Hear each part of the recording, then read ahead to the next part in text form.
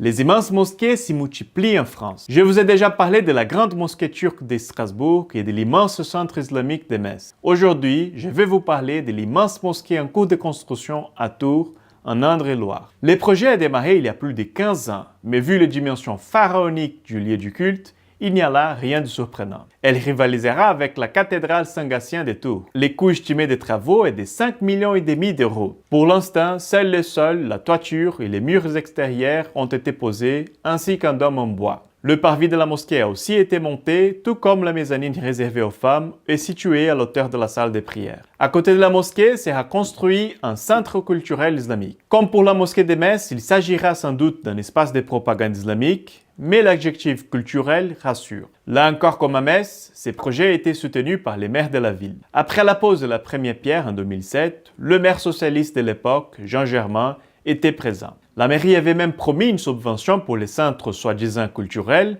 avant de s'y rétracter sous la pression populaire. Également sollicitée, la métropole dirigée par les républicains Philippe Briand avait elle aussi accepté de mettre la main au portefeuille avant de faire machine arrière. De cette affaire, nous pouvons tirer 3 leçons. La première leçon, c'est que la France est face à un plan de conquête islamique bien orchestré. Ces mosquées gigantesques n'ont pas seulement pour but d'accueillir un grand nombre de personnes, elles sont là aussi pour imposer l'islam dans les paysages urbains et culturels.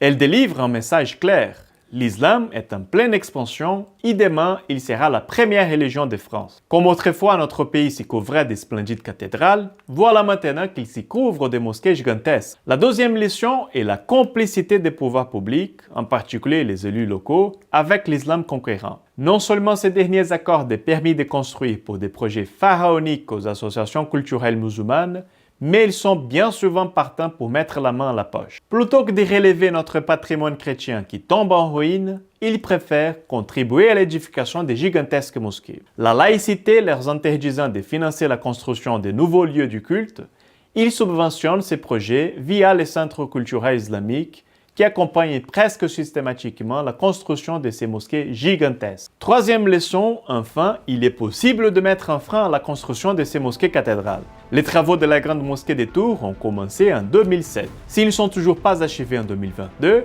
c'est parce que les financements manquent. Je vous le disais, la mairie et la métropole ont reculé face à la tollée provoquée par les subventions qu'elles s'apprêtaient à octroyer au centre islamique. À nous de faire pression sur les élus locaux. Pour savoir ce qui se passe à Metz, je vous invite à regarder maintenant la vidéo qui est à l'écran.